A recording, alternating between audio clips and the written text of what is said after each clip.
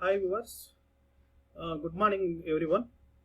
Myself Reddivar Venugopal, Assistant Professor of Physics. I am working at Government Degree College, Mahabad.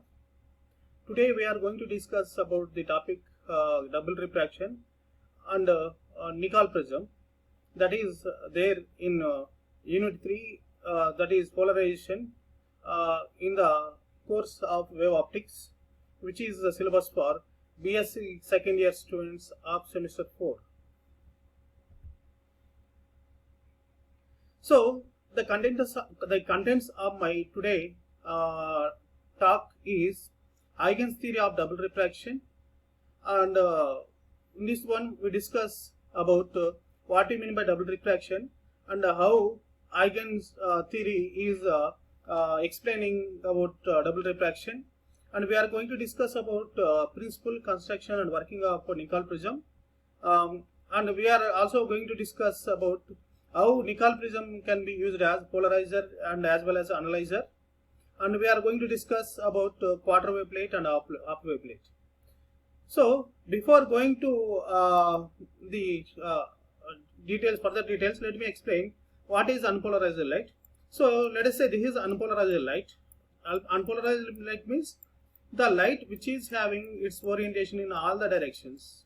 Okay, when unpolarized light falls on a calcite crystal which is having its optic axis in this, let us say, in this direction, only the orientation which is parallel to only the orientation which is having its vibrations parallel to this optic axis only comes out like this, and remaining all the vibrations, remaining all the orientations which are having vibrations in other directions will be blocked.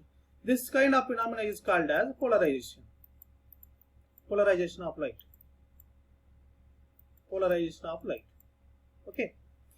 Then I have to explain one more thing, that is uniaxial crystals and biaxial crystals. Uniaxial crystals and biaxial crystals. Uniaxial crystals means the crystals are the crystals which are having only single optic axis. Only single optic axis are called as uniaxial crystals, whereas the crystals which are having two optic axis are called as biaxial crystals. And one more thing I have to explain is what do you mean by positive crystal? What do you mean by positive crystal, and what do you mean by negative crystal? What do you mean by negative crystal? So there are some crystals like calcite and quartz. What happens when light falls on, let us take calcite crystal.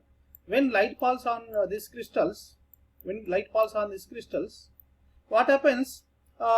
As we know, the light only one ray should come out, but the thing is that in the output wave, in the output light, two rays will be there.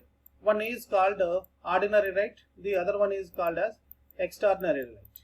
Okay, so the velocity of ordinary light is different from the velocity of extraordinary light.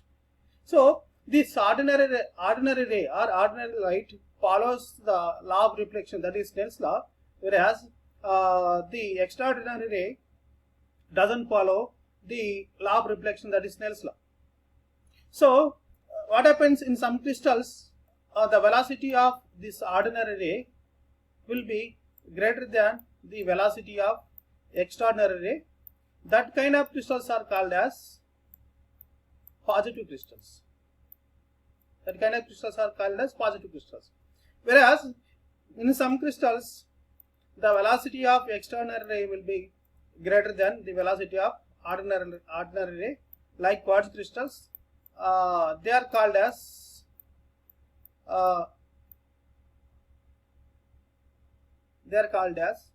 negative crystals. So this is the difference. So till now what we have discussed, what is meant by polarization of light. Polarization of light means when an unpolarized light, that is normal light, falls on certain crystals like calcite, um, the orientation of light or the vibrations of light which are having orientation parallel to the optic axis of that particular crystal only comes out. This kind of phenomena is called as polarization of light. And the optic crystals or optical crystals can be classified into two categories. One is uniaxial crystal, the other one is biaxial crystal. So in uniaxial crystal, there will be only one optic axis, whereas in uniaxial crystal only one optic axis will be there, whereas in biaxial crystals two optic axes will be there.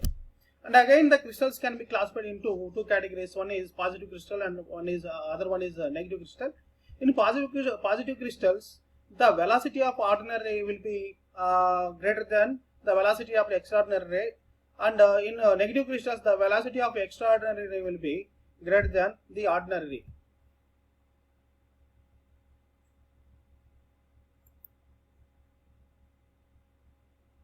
Now, let us discuss about the Huygens theory of double refraction.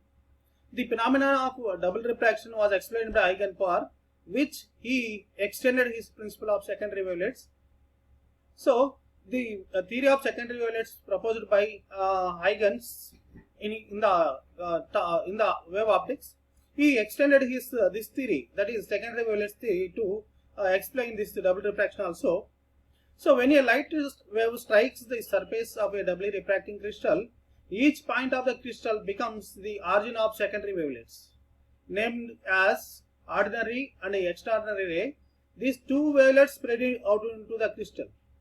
Okay, so the wavefront corresponding to ordinary ray is spherical, as the velocity of ordinary ray remains the same in all directions, because the wavefront, wavefront means that propagation of disturbance in the medium is called as wave. The wavefronts can be of three types. One is spherical wavefront, the other one is plane wavefront, and the third one is cylindrical wavefront. Okay, in general we consider spherical wavefronts only, because point sources always emit the wavefronts as spherical wavefronts. So the wavefronts correspond, in this case, our case, what happens when the light falls on certain crystals like calcite, when the normal light falls on certain crystals like calcite, the output will be consisting of two rays. One is ordinary ray, other one is extraordinary ray, as we have discussed earlier. So in the calcite crystal, the velocity of ordinary ray will be more when compared to extraordinary ray. Here just we are discussing about the wavefront. The wavefront corresponding to ordinary ray is spherical, as the velocity of ordinary ray remains the same in all directions. So whatever direction you take, the velocity of ordinary ray will be same. That's why the wavefront of our ordinary ray will be spherical. So the wavefront corresponding to extraordinary ray is an ellipsoid of revolution with the optic axis as its axis of revolution. This is due to the fact that the velocity of ray is different in different directions in the crystal. So when you consider this extraordinary ray and ordinary ray, in the direction of optic axis, let us say this is the direction of optic axis. In this direction of optic axis, the velocity of ordinary ray and extraordinary ray will be same. That's why they touch each other at optic axis. Otherwise, in all the directions, what happens? The extraordinary ray doesn't follow the laws of reflection and laws of optics. That's why what happens? The wavefront corresponding to extraordinary ray is an ellipsoid of revolution. The two wavefronts corresponding to O ray and E ray touch each other along the optic axis, since both the rays travels with the same velocity along the direction of optic axis. So for negative uniaxial crystals like calcite, in which the velocity of Ore is smaller than velocity of Ire, sphere lies inside the ellipsoid of revolution. Whereas for positive crystals like quartz, the ellipsoid lies inside the sphere, since it is the case of velocity of Ore is greater than the velocity of Ire. In this diagram it has been shown, just observe here. This is a spherical wavefront corresponds to ordinary ray, and this is the ellipsoid of revolution. This corresponds to the wavefront of extraordinary ray. As I have explained already, along the direction of optic axis, this is, let us say, this is optic axis. Along the direction of optic axis, the velocity of ordinary ray and the velocity of extraordinary ray both are same. That's why what happens, the ellipsoid of revolution, this one, the ellipsoid of revolution, and the sphere touches each other at where they meets at this optic axis. So for negative crystal, as I have told already, for negative crystals the velocity of our extraordinary ray is more when compared to the velocity of ordinary ray. That's why what happens, the sphere will be inside the ellipsoid of revolution. Whereas for positive crystals, here the velocity of ordinary ray is more when compared to the extraordinary ray. That's why what happens, the ellipsoid of revolution of extraordinary ray will be inside the sphere of the ordinary ray. So this thing we have to remember. And let us discuss about Nicol prism. Nicol prism is an optical device which is used for producing and analyzing the polarized light in general. Okay. So the principle of working of Nicol prism is double refraction. Double refraction means when light falls on certain crystals like quartz and calcite, the output wave or output light will be divided into two rays. One is ordinary ray and the other one is extraordinary ray. Okay, ordinary ray follows all the laws of reflection, like all the laws of optics, whereas this extraordinary ray doesn't follow the laws of optics. That's why this, because of single incident beam or single incident ray, we are getting two rays. This phenomenon is called as double refraction. That means for single incident single incident ray, we have to get in general only single refracted ray. But in certain crystals like as I told, like calcite and quartz, instead of single refracted ray, we will get two refracted rays. That is called double refraction. So the principle or the thing, the concept that we are using in Nicol prism is double refraction. Just remember. So now let us discuss about the construction of our Nicol prism. It is shown here. It is shown here actually. So just observe here. This is PQRS. This is PQRS. This is the PQRS. PQRS. This is the top surface of our calcite crystal. Like here, just I have explained here. So this is the general crystal of calcite. So to make Nicol prism, what we do, we take this length of the crystal 3 times the breadth of the crystal. Okay. So what we do, we have to polish the crystal such that these angles, this top, just observe this top surface. If you observe this top surface, this angle will be in generally 71 degrees. This angle will be 71 degrees. This angle will be 109 degrees. But for making Nicol prism, what we do, we cut the surface or we grind the surface such that this angle becomes 68 degrees and this angle becomes 112 degrees. Okay. So like this, what we are doing, we are grinding the calcite crystal such that this angle becomes 68 degrees and this angle become 112 degrees. Okay, so for that what we are doing, we are cutting the crystal as shown in this figure. Just observe this figure. So this is PQRS of the PQRS of this PQRS surface of this crystal. What we have done, we have cut this crystal such a way that just let us say this is a crystal. Okay, so this is the top surface of the crystal. We are cutting the crystal like this. We are cutting the crystal like this. We are removing this portion, and we are also cutting the crystal like this portion, and we are removing them. After removing them, we will get a crystal like this. If you consider the top surface, the angles will be 68 degrees instead of 71 or 109 degrees. This angle will be 68 degrees and this angle will be 112 degrees. After that, what we do, we cut this nickel crystal what we have made into two pieces along the direction of principal section. Let me explain the principal section. Before explaining the principal section, let me explain about the optic axis. Optic axis means it's a direction.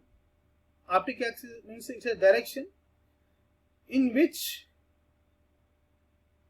or let us consider optic axis. Optic axis is a line. So it is a line which makes or which passes through the obtuse, which passes through the corners of the nickel prism, at which the angles made by all axes meeting at are obtuse angles. So we are calling those corners as blunt corners. So we are calling the two corners of a calcite crystal as blunt corners, where the diagonal will connect these two corners. At these blunt corners, what happens? If you at this blunt corners, if you plot a diagonal, the diagonal makes obtuse angles with the axes which are meeting at that particular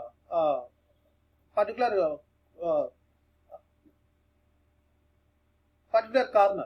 So that's why they are called as obtuse corners or blunt corners. Okay.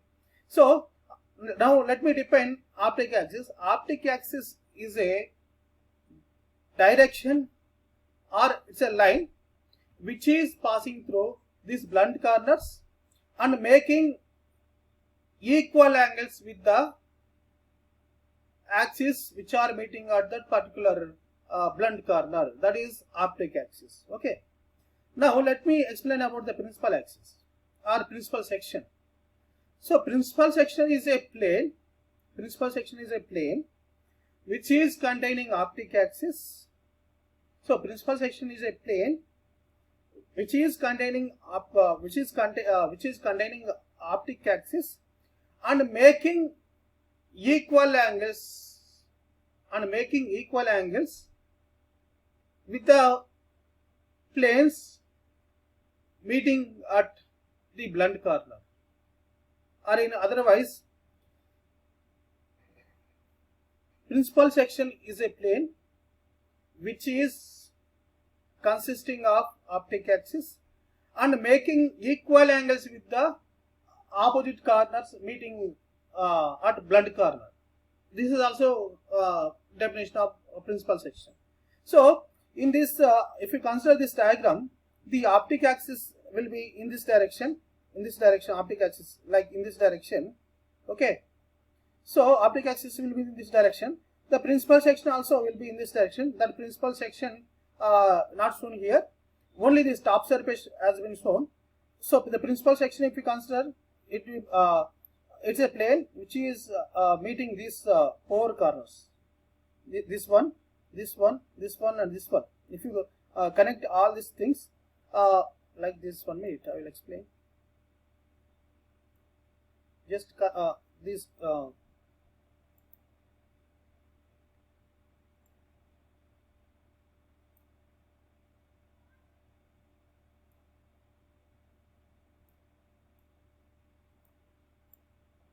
this is the principal section.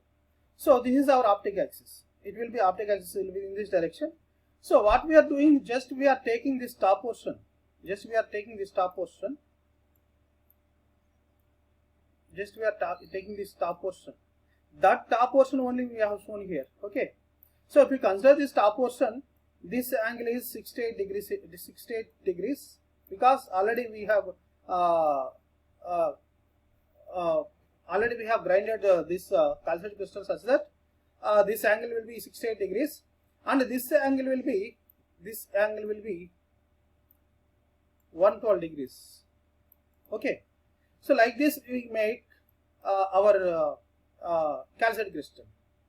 So after that what we do, we cut this calcite crystals along the principal section into two pieces.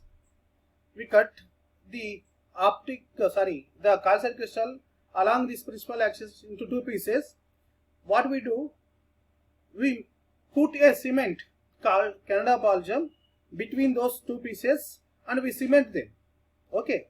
After cementing, we will get the crystal, final crystal.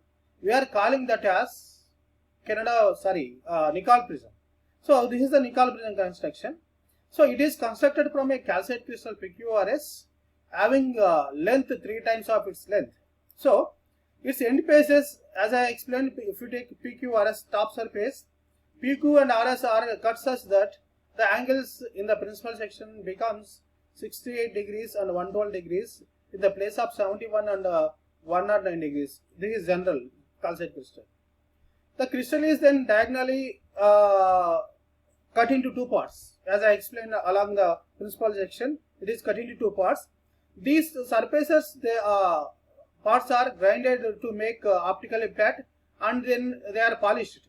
So these polished surfaces are connected together with a special cement known as Canada balsam. So this is the construction of our Nicol prism. So in this diagrams, if you consider here, only the top surface has been shown, just for understanding purpose. Here also that top surface has been shown. In general, the calcite crystal will be like this, that is PQRS. But to make the principal section proper, we are cutting or we are grinding this portion. We are cutting this portion and we are throwing it out, and we are cutting this portion, we are throwing it out to make this angle 68 degrees instead of 71 degree, and we are making this angle 112 degrees instead of 109 degrees. Okay. So when a ordinary light, that is unpolarized light, comes and falls on the surface of this calcite crystal, Nicol prism, what happens? It will split it into two rays. One is ordinary ray, which is having its vibrations in the plane of principal section, and it will be split it into one more ray, that is extraordinary ray, which is having its vibrations perpendicular to the principal section. So what happens here? We have to mention three things. One is the refractive index of extraordinary ray for calcite crystal is 1.486, and the refractive index of ordinary ray for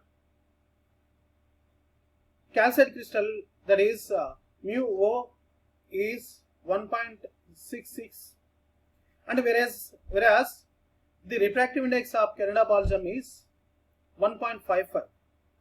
So what happens here, when the light, normal light, that is unpolarized light, enters into this enter to the crystal through this surface, it splits into two rays. One is ordinary ray, the other one is extraordinary ray. What happens? here the ordinary ray falls on this Canada-Balsam interface at the angle greater than critical angle. That's why what happens, when it falls on the Canada-Balsam, the refractive index of the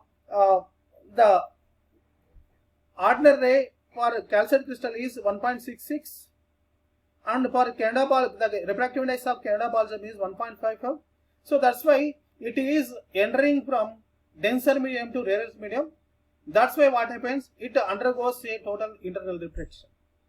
That's why what happens, this ordinary ray comes out like this. And whereas if we take the extraordinary ray, the refractive index of extraordinary ray for calcite crystal is 1.486, whereas the refractive index of Canada-Balsam is 1.55. That's why it is entering from rarer medium to denser medium. So what happens, it goes through this Canada-Balsam with a very least deflection, and it goes to the second portion and comes out like this. So here, when the ordinary light enters into the Nicol prism, it's got split into two rays. One is ordinary ray, the other one is extraordinary ray. But finally we get only extraordinary ray only, because this ordinary ray is get eliminated. Okay, so like this, the construction of our Nicol prism is there. Just observe. Now let me explain the working of Nicol prism. When a beam of unpolarized light is incident on the surface P-Q, it gets split into two reflected rays, namely O ray and extraordinary ray.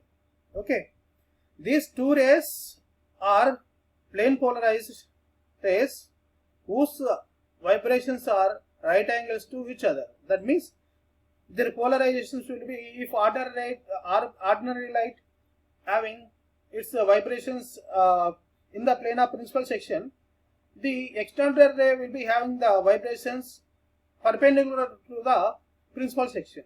So like that, these two rays are plane polarized light, that's okay, but their vibrations are right angles to each other, that means perpendicular to each other.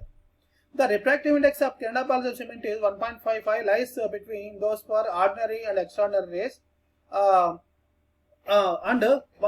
ordinary ray, the refractive index of ordinary ray for calcite crystal is 1.65, whereas the refractive index of extraordinary ray for calcite crystal is 1.4864 or 486 simply. So it is clear from the above discussion that Canada-Balsam layer acts as an optically rarer medium for ordinary ray, and it acts as an optically denser medium for extraordinary ray. So when ordinary ray of light travels in the calcite crystal and enters the Canada-Balsam cement layer, it passes from denser to rarer medium. Moreover, the angle of incidence is greater than the critical angle. That's why the incident ray is totally internally reflected from the crystal, and only the extraordinary ray only will be transmitted through the prism. Therefore, fully plane polarized light wave is generated with the help of Nicol prism. So this is the working of Nicol prism. Now let us discuss about the applications of Nicol prism. So in order to produce and analyze the plane polarized light, we arrange two Nicols such that shows in this figure. Okay, so if you consider this figure, this is one Nicol, we are calling it as P1. This is another Nicol, we are calling it as P2. This one is we are calling it as polarizer, we are calling this as analyzer, because our Nicol prism works as polarizer and as well as analyzer. Okay, so what happens when if you take this Nicol, first Nicol, when is unpolarized falls on a plane polarized light falls on this surface, okay, it gets split into two rays. One is ordinary ray and the other one is extraordinary ray. As we have discussed, the ordinary ray will get eliminated, and only the extraordinary ray only comes out. Okay, when the angle between the optic axis, this is optic axis, when the angle between the optic axis of nickel P1 and nickel P2 is 0, or their optic axes are parallel to each other, then the external ray comes out like this without any reduction in the intensity. So this is called as parallel positioning. In parallel positioning, whatever external ray light intensity is coming out from nickel 1 and it is enters into nickel 2, that is our analyzer, and it comes out as it is without any reduction in the light intensity. Whereas if we keep the polarizer like this and analyzer in crossed position to our polarizer, what happens in the first polarizer, in our polarizer, when a plane polarized light incident on this surface, it gets split into ordinary ray and external ray. The external ray comes out as we have discussed, and it falls on the analyzer which was kept in crossed position. So what happens here in this, when we kept this analyzer in crossed position, the external ray also suffers total internal reflection. That's why it comes out of the get eliminated. That's why there won't be any output light in this position. So in this position we are calling this arrangement as crossed position or crossed positioning of polarizer and analyzer. And if we flip one more like this, then again these two nickels will be in parallel position. That's why again the light comes. So like this we can use the polarizer as nickel prism as polarizer as well as analyzer. So here it has explained, hence the rays behaves over a prism B2 and it is totally internal reflected by Canada balsam layer. This fact can be used for detecting the plane polarized light, and the nickel prism P2 acts as an analyzer, as I have discussed here already. So now let me discuss about the wave plate. Wave plate is a device or a plate of active optic crystal which can produce a phase difference of something what we decided between ordinary ray and external ray. Or a wave plate is a calcite crystal or quartz crystal which can be used to produce desired phase difference between ordinary ray and external ray. Okay, so now let me discuss about the quarter wave plate. What is meant by quarter wave plate? Okay, it is a plate of doubly refracting uniaxial crystal like quartz or calcite whose refractive faces are cut parallel to the optic axis, and its thickness is such that it introduces a phase change of pi by 2. So here what we are doing is, suppose this is a this is a calcite crystal. We are cutting this calcite crystal such that this light incident surface is parallel to our optic axis. That is first condition.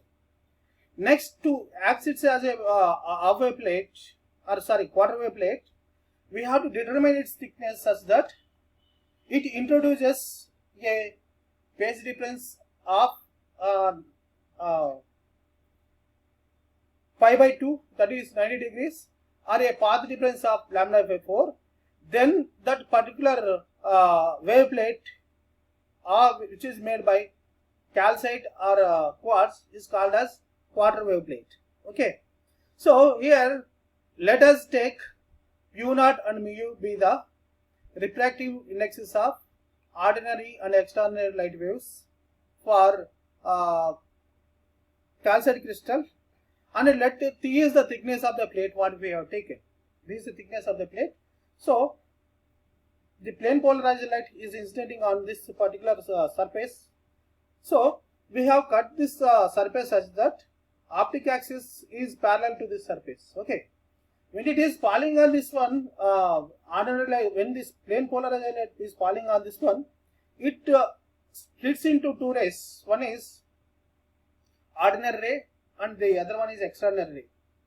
But when we take calcite crystal, it's a positive crystal, right? That's why what happens, the ordinary ray travels faster in the medium, whereas the extraordinary ray falls behind this ordinary ray. That's why there will be a phase difference between these two rays. Depends on the thickness, the phase difference will be increasing. If the thickness of the crystal is goes on increasing, the path difference between these two rays, two light rays also goes on increasing. Okay. So if you want to make the crystal as a quarter wave plate, we have to adjust the thickness such that, or we have to choose the thickness T such that it should introduce a path difference of lambda by 4. So let us derive an equation for the thickness of this quarter wave plate.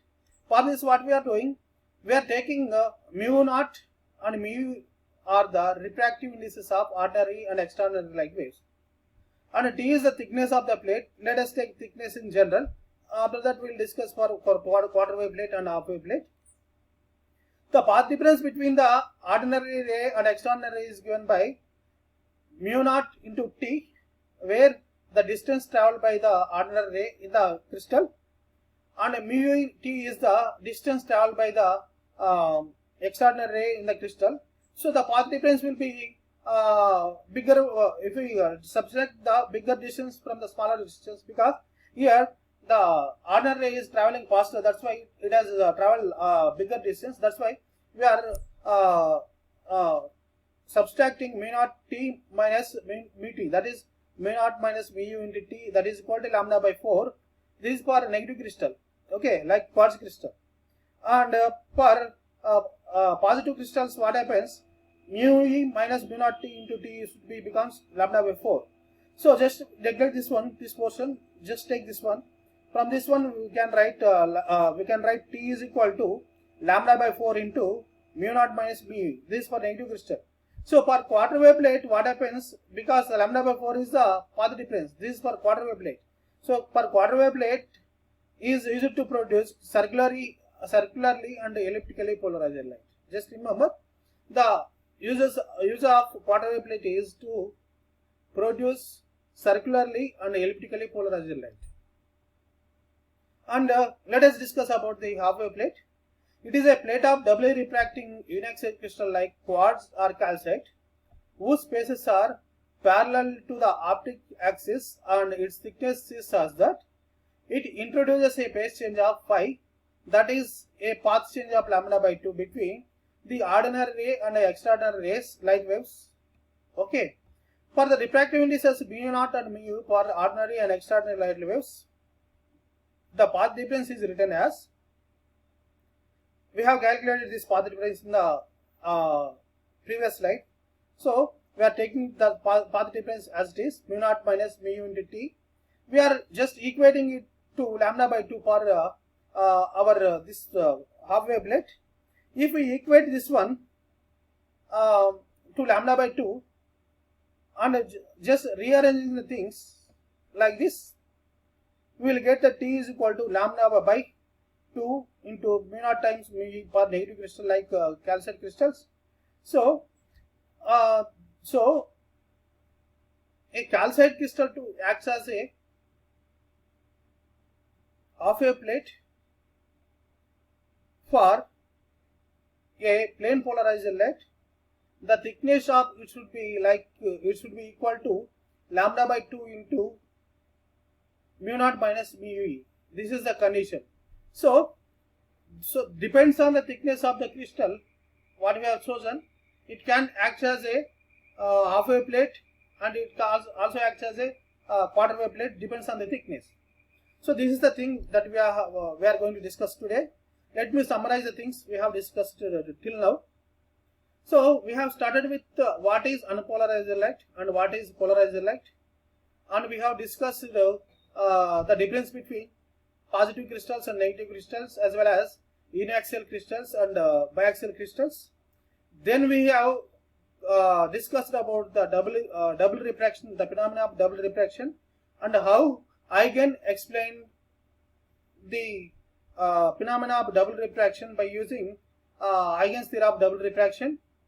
And we have come to Nicol prism. What is the principle of Nicol prism and how it works, and that means the working of Nicol prism, and how the Nicol prism can be used as polarizer as well as analyzer. And finally we have discussed what is a wave plate and how can we make quarter wave plate and half wave plate, and what are the applications of this quarter wave plate and half wave plate. These things we have discussed. If you have any doubts, please post your doubts in the chat box. I will go through them and I will try to answer your questions. Thank you very much. We will meet tomorrow.